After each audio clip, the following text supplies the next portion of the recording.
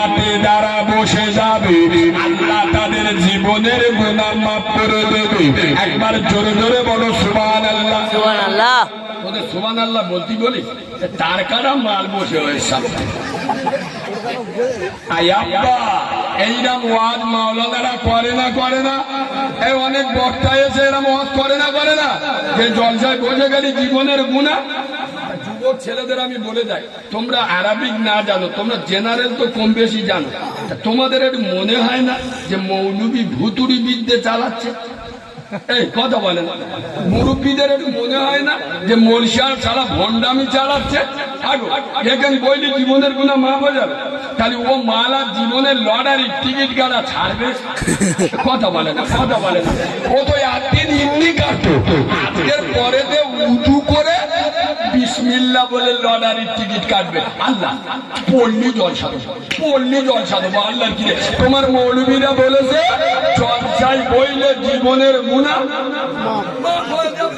ও তো লটারির টিকিটটা কেটে খালি চুমো খাতে, বালিশের তলায় রেখে রব্বানা জালামনা।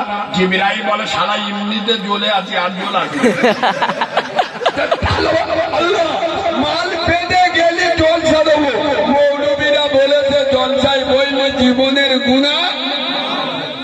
ওর বোর জীবনে বলবে যে বন্ডলং গুরুবলং করি, ও তো ঘরে গিয়ে আরো বলবে এছো কি না। আল্লাহর গিরে যে হাদিস শুনলে এই তো চোখ হলুদ হয়ে যাবে। শুনলে তুই কি হয়েছে?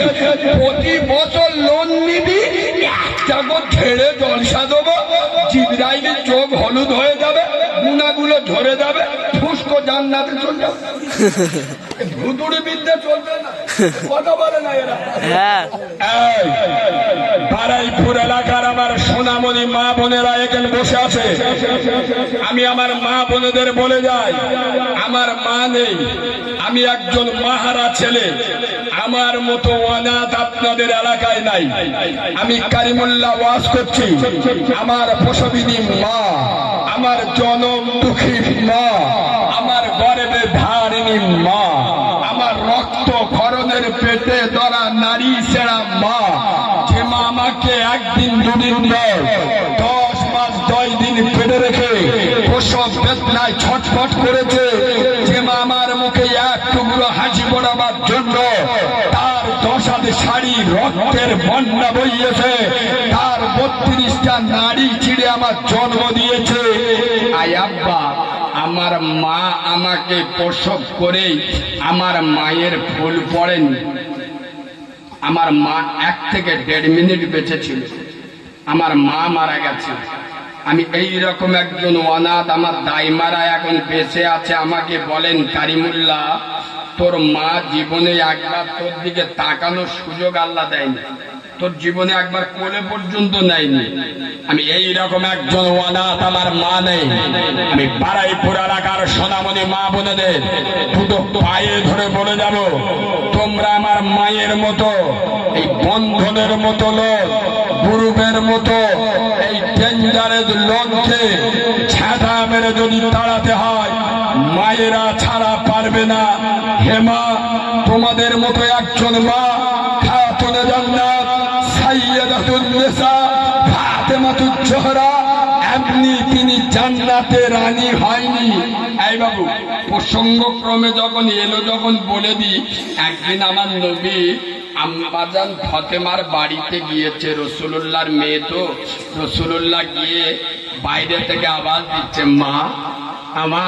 আর রাসূলুল্লাহ ফাতেমাকে সকল সময় মা মা করতে, মামা মা। দেখছে বাড়িতে কোনো আওয়াজ নেই, রাসূলুল্লাহ ফিরে আসছে, আর ফাতেমা দেখছে আমার নবীজি ফিরে যাচ্ছে, ঘর ভিতরতে আওয়াজ দিচ্ছে আব্বা আব্বা। হায় হায়, বাপের আওয়াজ শুনে হুজুর সাল্লাল্লাহু দাঁড়িয়ে গেলেন। আমা ফাতেমা, তুমি বাড়িতে ছিলে, আমি এতবার ডাকছি, তুমি আওয়াজ দিলে না মা। তখন বলছে ইয়া রাসূলুল্লাহ, আপনি বাড়িতে আসবেন? আপনি বাড়িতে প্রবেশ করার আগে আপনার গায়ের পবিত্র চাদরটা আমার ঘরের মধ্যে ফিকে দেন, তারপরে আপনি আমার বাড়িতে আসেন। রাসূলুল্লাহ চাদরটা দিলেন।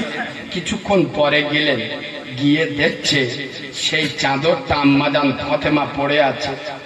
ইয়া রাসূলুল্লাহ, ইয়া হাবিবাল্লাহ নবী, ও নবী, আমি আপনার কলিজার টুকরা, নয়নের মণি, নয়নের পুতুলি, আমি আপনার রক্তপিণ্ড, আমি আপনার রক্তে দিগার ফাতেমা গো নবী, ও নবী, আমার বাড়িতে একটাও শাড়ি নাই যে শাড়িটা পরে আমি আমার আব্বার সামনে দাঁড়াবো গো নবী।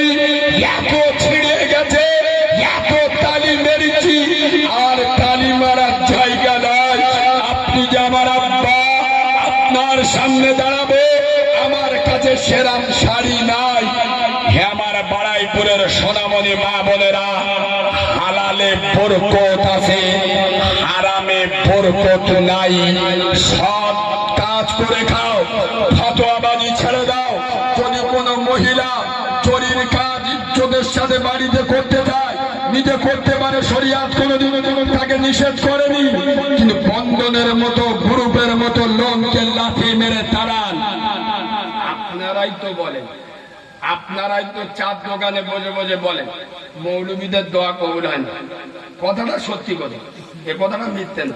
আমাদের দোয়ার কবুল হয় না, সত্যি বলছি। কি করে হবে? আমি তোমাদের মসজিদের ইমাম, আর প্রত্যেকদিন সবার বাড়িতে খেতে হবে না, হবে একদিন একদিন। আর এখন তো 100-র মধ্যে 99.5টা বাড়িতে হাফেজ সাহেব, মৌলভী সাহেব, পীর সাহেব, কবির সাহেব, doctor, master, officer, professor, engineer, কবি, শিল্পী, সাহিত্যিক, রাজনীতিবিদ, সমাজনীতিবিদ, অর্থনীতিবিদ, কানা, কুজো, চাষা, বুঝো, অত সচল, দুর্বল, সবার লম্বা পেটে, সাদা, কালো, দেশি, বিদেশি, প্রত্যেকটা বাড়িতে কোনো না কোনো ভাবে সুদ ঢুকে গেছে। আরে হ্যাঁ, না না, আমরা তো ওই মাল খাচ্ছি, খেয়ে দোয়া করছি। জিবরাইল বলে চামড়া ফেটিয়ে দেবো। হাল্লা হাল্লা, নানির কবর কোথায় আর কাঁদছিস কোথায়? সারা খাচ্ছিস কি আর বলছিস কি? হ্যালো, তোমাদের মসজিদের ইমাম শুধু একটা জুমায় মসজিদি দেড়ে বলবে, ও কাজিরাবাদের মুসলমান, যে বাড়িতে বন্ধন লোন, গ্রুপ লোন চলবে, আমি মৌলবী ও বাড়িতে খাবো না। তোমাদের কিছু বলতে হবে। গ্রামের মেয়েরা বলবে বোরাম গুটির মলসায় রাখবো না। কথা বলে না, কথা বলে না। হ্যাঁ না না, তার নানির কবর কোথায়, কাঁদতেছে কোথায়? আর মৌলবীরা ওয়াজ করছে সবে বরাতে, রাতে দোয়া কবুল হবে। আর কারো আনন্দের জিজ্ঞেস করেন না, সবে বরাতে রাতে কার দোয়া কবুল হবে? তোর মতো সুদ করে দোয়া কবুল হবে?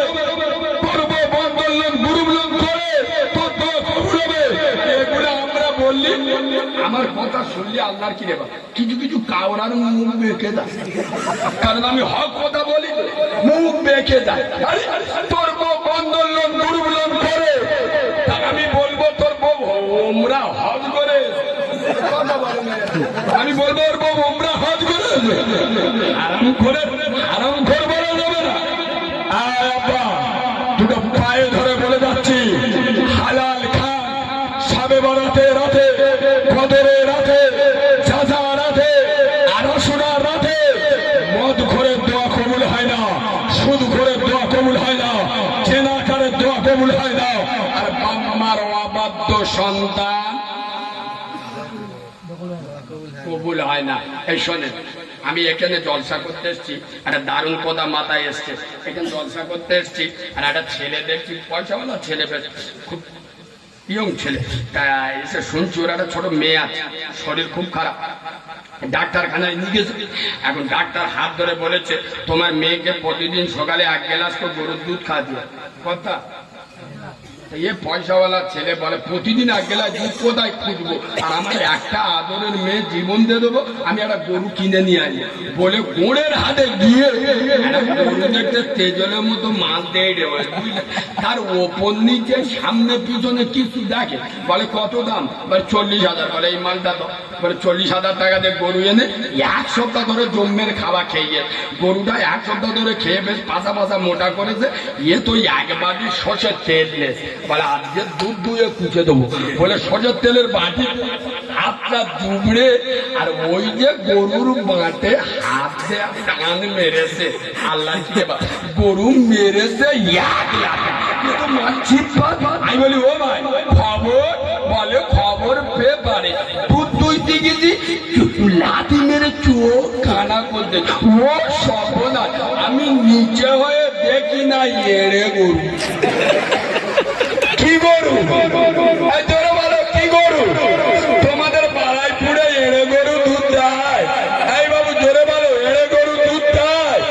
মুসলমানের ছানাদের আর বাংলা কি দিয়ে বোঝাবো?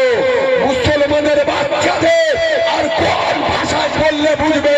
আরে এড়ে গরু যেমন দুধ দিতে পারে না, বেনামাজি জান্নাতে যেতে যেতে পারে না। বিশ্ব নবী বলেছেন, মান তারাকা সালাতা ফাকাদ হাদামাদ দ্বীন। যারা আমার নামাজকে ছেড়ে দিল, ওরা আমার দিনটা ধ্বংস করে দিল। আসসালাতু ইমাদুদ্দীন, নামাজ হলো ইসলামের খুঁটি। যারা নামাজ ছেড়ে দিল, ওরা ইসলামের খুঁটিটা। ইমাম সাহেব যে করিমের ধরেছে, কাজিরাবাদের করিমে, করিম চল বার, চল চল চল, জোরের নামাজটা পড়বি নি, রমজান মাস আসতেছে। এই করিম চল, জোরের নামাজ পড়বি চল। করিম বলে, আমি পেঁচাব করে কলম ধুই।